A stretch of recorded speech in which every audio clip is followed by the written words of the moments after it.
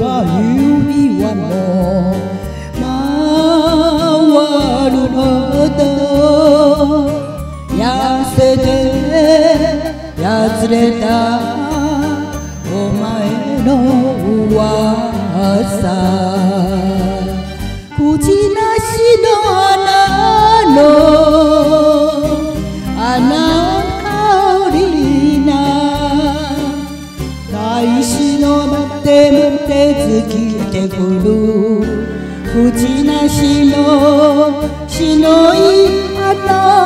お前のようなあなた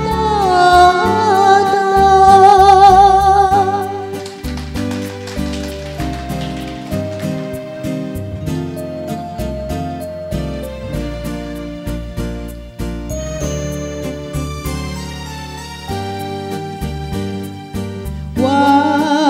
なままいては止ま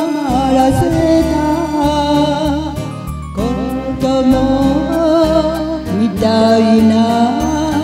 あの日の前口なしの雨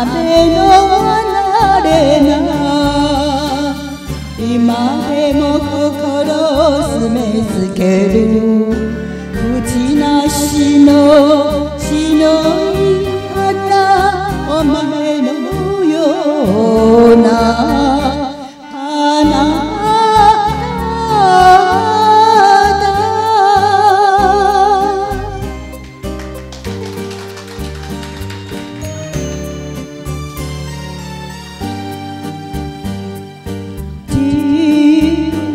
たにしらわせ